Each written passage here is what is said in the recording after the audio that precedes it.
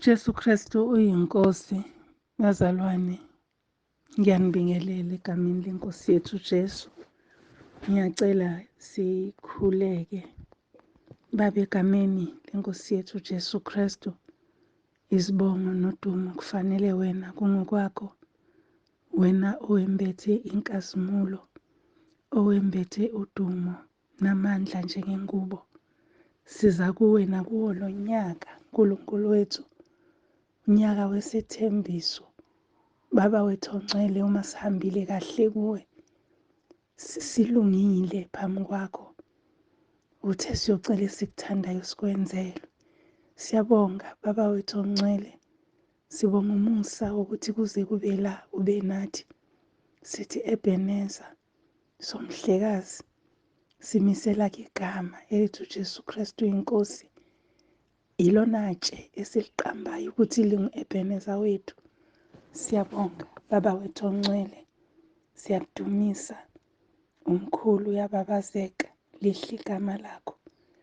Siyacela-ke Nkosi, sazofunda izwi lakho, iba khona kanye nathi Baba wethu ongcwele, njengesethembiso esithi la kuhlangene khona ababili nabathathu ngezwi lakho khona. Nakuyo le nkundla sihlangene, Baba wethu ongcwele, iba khona. Siyabonga-ke Nkosi ukuthi wena uzolibiyela izwi lakho, futhi uzokhuluma kuyinhliziyo yakho, ngoba izwi lakho linguqobo. Uthekela isikanhlangothi zombili, ake ngabe bikho elizomedlula, lingenzanga umsebenzi kuye. Udumo kuNkulunkulu kweliphezulu, nokuthula kubantu abathokozelwa nguwe, Jesu Kristu inkosi. Amen. Ngiyanibingelela-ke bazalwane, kuwumhla ka-4 onyakeni omusha 2024, enyangeni yokuqala.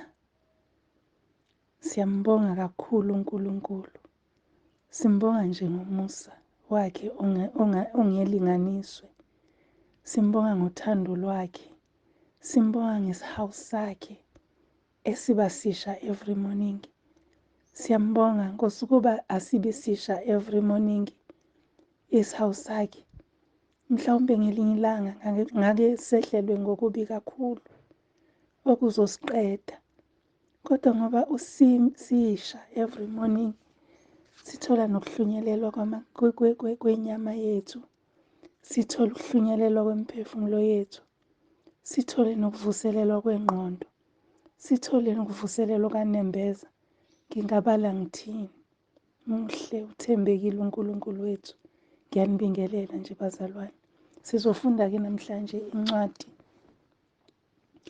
esizoyithola laphayana encwadini kaJakobe. uJakobe chapter 2. Soqala ukufunda verse 17. Ake sifunde-ke uJakobe chapter 2 verse 17. That is uJames chapter 2 verse 17. Soqala lapho. Kanjalo-ke nokukholwa, uma kungenayo imisebenzi, kufile ngokwakho. Kepha omunye uyakuthi, wena unokukholwa, mina nginemisebenzi. Ngibonise ukukholwa kwakho ngaphandle kwemisebenzi, nami ngizakukhombisa ukukholwa ngemisebenzi yami. Wena uyakholwa ukuthi uNkulunkulu munye na? Wenza kahle. Namadimoni ayakholwa, athuthumele. Izwi lakho Baba wethu ongcwele, khuluma ngalo. uJesu Kristu uyinkosi. Nanti-ke izwi bazalwane esizokhuluma ngalo namhlanje. Sivuselelana, kuqala unyaka, siyabekelela. Abake batheza bayakwazi ukubekelela ukuthi kwenze njani. Uthi usayitholile zayincane iy'nkuni, kodwa uyibeke iy'ntambo, iy'bopho phansi, bese uyaqala uyabekelela, ubeke ngendlela ozoyibopha ngayo inyanda yakho. Senze njalo-ke nje kuqala unyaka bazalwane. Senze njalo, siwuphethile unyaka, sawuphetha ngokusonga izandla kancane, sawuphetha ngokunganaki. Lelo zwi-ke izwi esivale ngalo kunyaka. Manje-ke sesiyaqala futhi siyabekelela. Yinde bazalwane indlela yethu ayipheleli la. Ukuba indlela yayimfushane umzekelo sawenzelwa ngabantwana bakwa-Israyeli bephuma eGibhithe. Kwathi ikhona idabulapha indlela emfushane ababengahamba ngayo baye kulelo zwe uNkulunkulu ayebethembise lona. Kodwa bahamba iminyaka eminingi, 40 years, iminyaka engama-40, beyihamba nje indlela bebheke ezweni okuyilona lona uNkulunkulu ayelishilo. Now uyabona ukuthi izulu alikaze liguquke, i-destination yabazalwane yabankholwa ayikaze ishintshe. Kodwa isalokhu kuyizulu, kusalokhu kuyilala kukhona khona uKristu, kuyilala kukhona uNkulunkulu, la sonke siphikelele khona.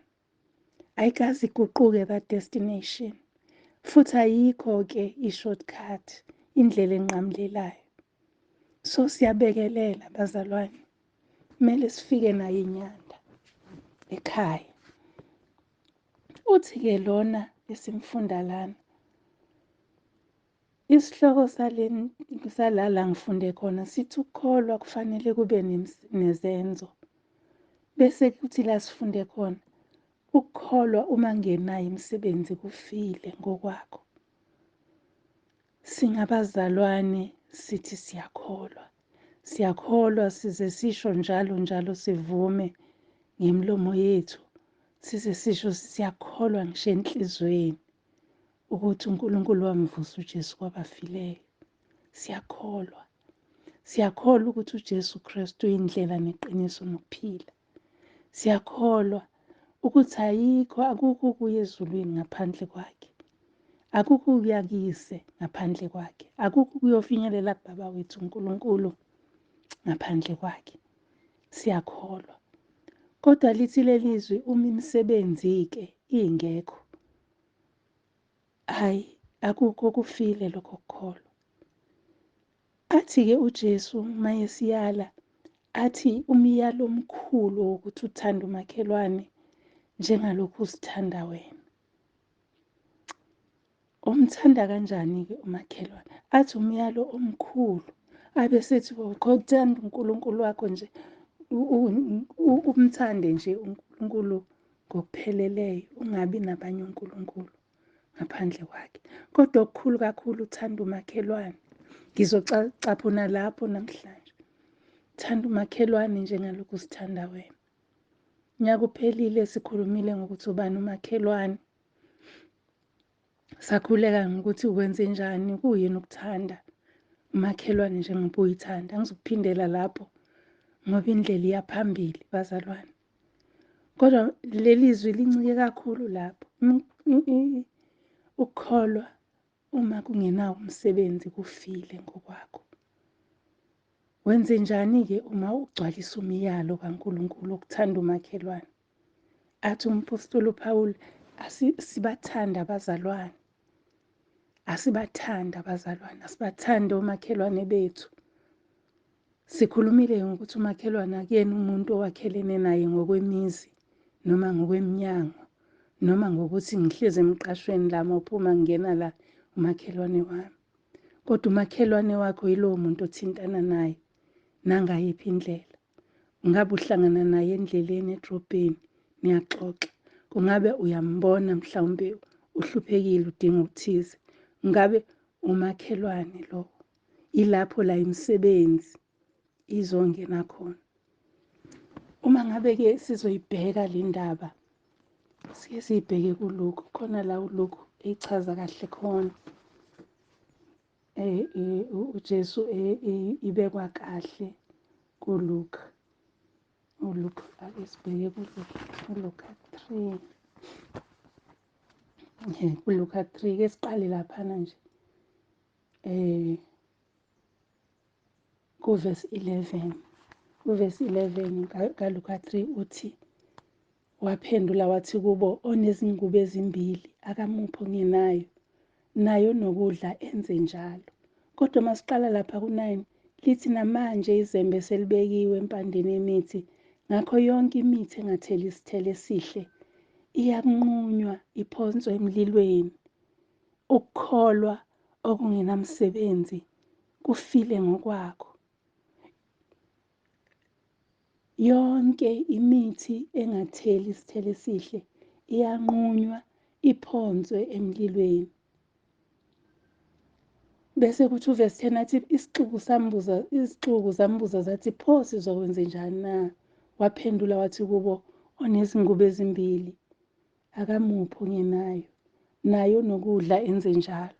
Sike sakhuluma la ngokuthi singaphi kwakusezoba ukhisimusi. Sikhuluma ukuthi uma ngabe senza okuhle singabaphi, ungaphi ocebile ozokwazi ukuthi akubuyisele, ngoba akusekho ukubongwa uNkulunkulu, kodwa usubongiwe ngoba usekubuyisele wakupha.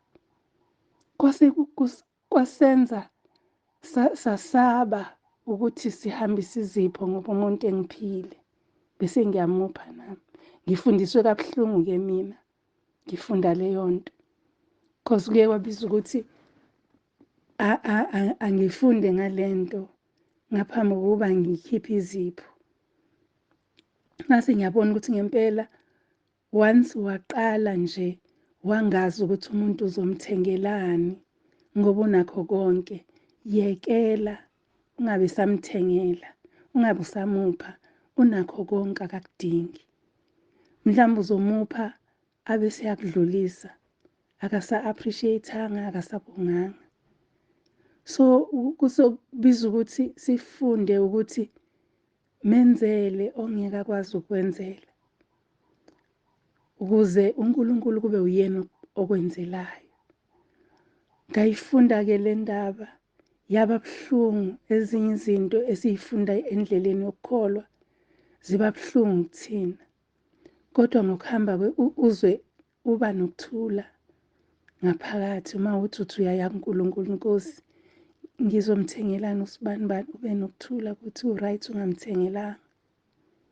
Lithi-ke lelizwi, muphe ongenakho.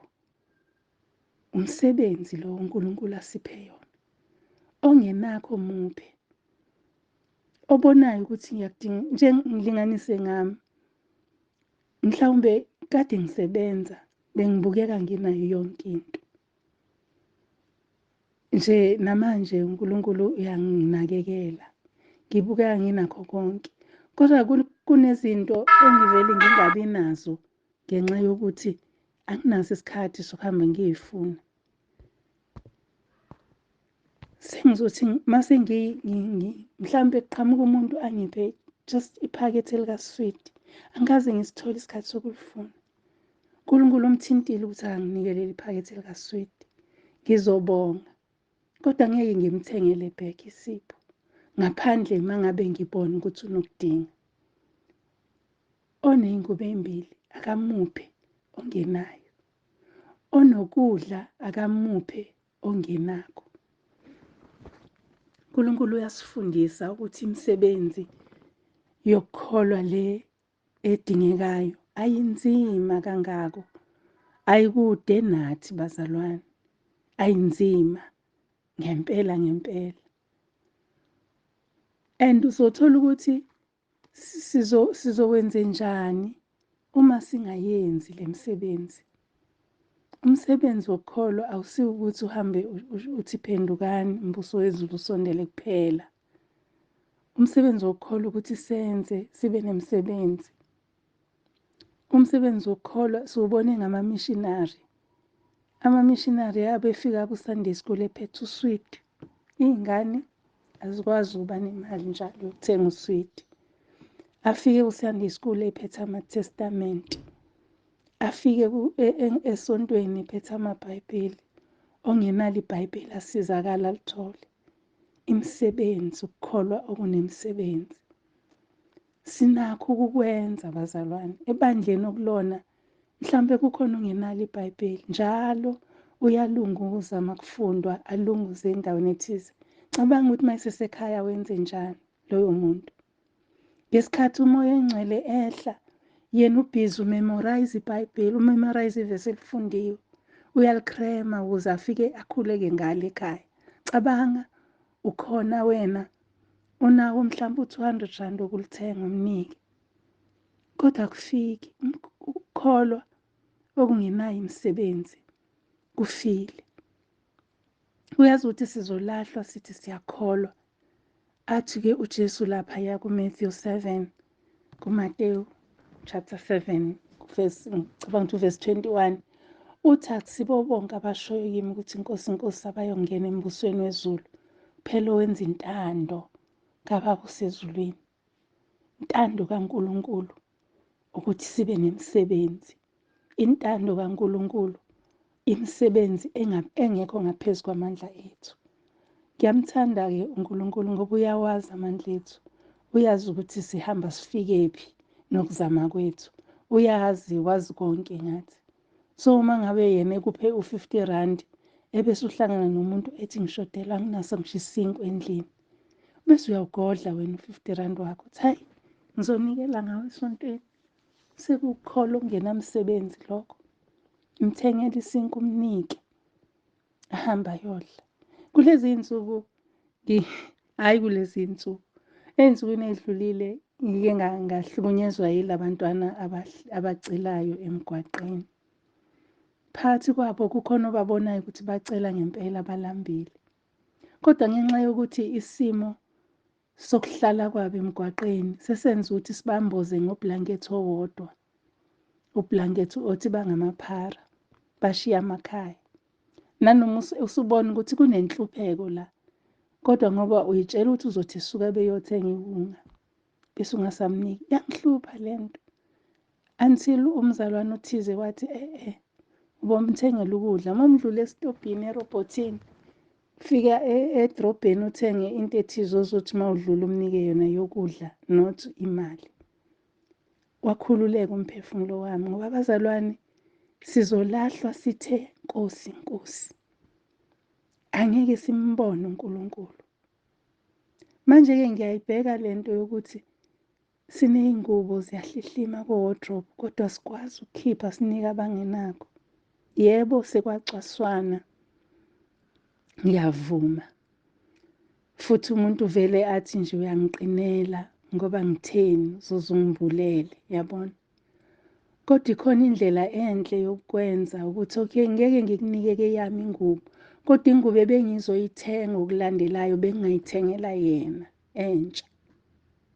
Mhlawumbe kuzoba nzima abazalwane, ngikhuluma ifike kabi le nkonzo, kuvulwa isikole, kusathengwa ama-exercise, kuthengwa amakhava, nalapho khona iy'ngane ezingeke ziwa-afford amakhava. Ubungayithenga ikhava uthi phathele ongenayo. Uzothi uma usukhavile kusalayo uphathele abanye unika. Sifundise ney'ngane zethu ukukholwa abazalwane okunemsebenzi.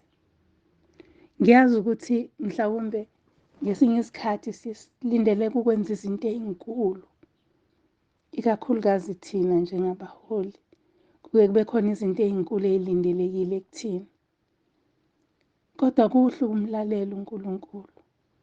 Kuhle nje ukuthi ulalele ukuthi izwi lithini. Lithi ingubo ezimbili mnikeza ongenayo. Alisho ukuthi nikeza onengubo nesiketi. Akanayo nhlobo ingubo mnikeze. Akanakho nhlobo ukudla azolala ekudlile muphe. Ngikhule ekhaya la khona endaweni yakithi, ngizothi esigodini, bekutshalwa uhlobo olufanayo lwey'tshalo. Uma ngabe kuyisikhathi sikabhontshisi, amasimu onke azoba nobhontshisi. Uma kuyisikhathi sombila, amasimu onke azoba nombila, abe ney'ntanga, kuba ney'ndlubu, kube nobhatata, kube namaklabishi nospinashi. Kodwa bekuthi uma sekuvunwa ubhontshisi, ikhaya nekhaya libhula ubhontshisi, kuzophuma indishi egcwele ubhontshisi iye kwamakhelwane. Nomakhelwane naye uzoyithwala indishi yakwakhe noma ngabe ithini noma ngabe yini ngokwesivuno sakhe. Kuphambana endleleni kusekhaya. Bekungathengwana, bekuwukuhlalisana komakhelwane. Namanje singakwenza lokho bazalwane. Ngiyakhumbula ukuthi ngake nganixoxela ukuthi ngabhaka amakhekhe nganikeza umakhelwane wami, ngifika kule ndawo wangibuza umbuzo ukuthi why unikezelani. Hhayi-ke ngolunye uhlanga-ke bazalwane singethini, kodwa kuhle ukuhlalisana, ukuthanda umakhelwane njengoba uzithanda. Sengikubona sengimdala ukuthi hhayi, kwakungekho ukuthi sibanikeza ngoba kwakungenakho, kodwa kwakuwukuthi ngiyakuthanda makhelwane njengoba nginakho nami ibanakho nawe. Manje ngiyayibuka le nto ukuthi uNkulunkulu usifundisa izinto esizaziyo kodwa esiziyekile ngenxa yokuthi sibuka ngathi indlela yinde. Asizivuselele bazalwane, bhaka nje amakhekhe la ukhona, uthi uma usuphuza itiye uthi hawu ake nigijimisele uMasibanibani ezophuza itiye. Uma ngabe nihlukanise udonga umbuzo uthi usuphuzile yini wentombi itiye, uzasiphuza itiye. Uma seniphuza itiye usuzomphathisa uthi hambe uyofika uwenzele ubaba wasekhaya nakho. Esebonile ukuthi uyadla kulezi iy'nsuku sekugcwele ubugebengu bokuthi kuyathakathwana nayo yonke leyo nto. So uma ngabe umakhelwane edlile kwakho uzowaphatha akhululeke aphathele umndeni wakhe. Asenze bazalwane kakhulu kunokuba sisho.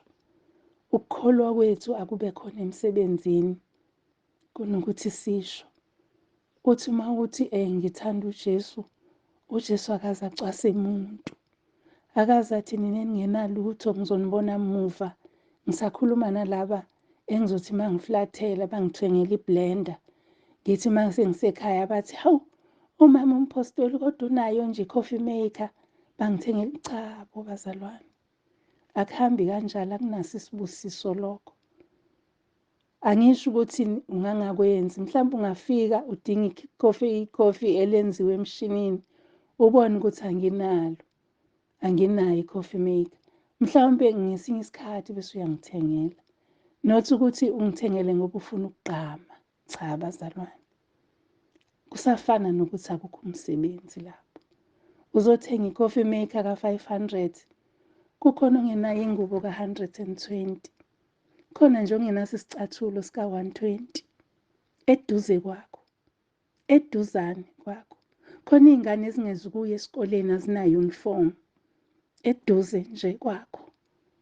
Kukhona ezizohamba namashethi adabukile eduzane kwakho. Kholo ngenamsebenzi, ufile. Akuyibo bonke abalithi inkosi inkosi abayombona uNkulunkulu. Asiqapheleni bazalwane, sibaleke. Likhona ithuba. Sekhona ithuba lokwenza kahle. Sonke sishayekile, sonke asinamali. Kodwa likhona ithuba lokwenza kahle. Ngiyakuthembisa ukuthi uzokwenza kanye ubone uNkulunkulu ekuphindisela. Ngoba ushilo ezwini lakhe, wathi otshele kompofu, ukhokhelwa uJehova. So uma ngabe akusho ukuthi mboleke as umboleko wangampela. Uma umenzela, Jehova uzokubuyisela. Uma umenzela lokho ongamenzela khona, uJehova uzokubuyisela. La egroupini yasekhaya lezwi noma-ke entabeni yendlu kaJehova, kunabazalwane abayimangalisayo impilo yami, abangakhathali ukondla abantu basemgwaqeni. Abakhathali. Ngike ngalandela enye imoto yomunye ugogo omhlophe. Ngaba nenhlanhla ukuthi ngivamile ukuhlangana naye lo gogo. Njalo ufike erobhothini la khona laba abacelayo, akhipha amasendwishi, abanike imoto yakhe mangabe ifike yavaleleka, adlule. Uma ilivula irobhothi uzodlula lapho. Kodwa uma isebuya mhlawumbe uzoba nenhlanhla yokuthi limmise irobhothi, uzoyikhipha futhi lezi zinto. Ngiyabuka ngene kwesinye isitolo seyimbali. Ngeviki elidlule ngivamile ukungena kulesi sitolo nje. Uma ngifika kunabantu bahlezi la eminyango, baxubene, khona nabamhlophe khona nabamnyama, labantu laba bahlala emgwaqeni. Ayiphuma usisi wakhona nezinkwa, abanikeze, bathathe abanye bahambe, basale laba abanye ikhaphula emhlophe basale. Bese ethi lo sisi, hawu sekuphelile. Bathi bona ayisolinda la mhlawumbe kusazoqhamuka okunye. basho nje ngesingisi bathi hayi asihlale la, bakhuluma bodwa, asihlale mhlawumbe kusazoqhamuka okunye ngoba sisuke saba baningi kakhulu. So ngiyabheka ukuthi uma ngabe amabhizinisi enza inzuzo, ehlephula enzuzweni, apha abampofu bakaNkulunkulu, thina sihluleka nokukhipha isinkwa, unikeze umuntu ohambe ecela, sizokwenze njani? Kubona bonke abathi inkosi inkosi abazombona uNkulunkulu. Asiqapheleni bazalwane, ilelo nje izwi. Asingahlali esimeni sokungenzi imisebenzi ngoba kuyisono. Lithi izwi likaNkulunkulu, uma umuntu ekwazi ukwenza okulungile engakwenzi kuyisono. Athi-ke lapha kumaRoma 6 verse 1, athi siyohlala esonweni kuze kuvame umusa na? Sothini?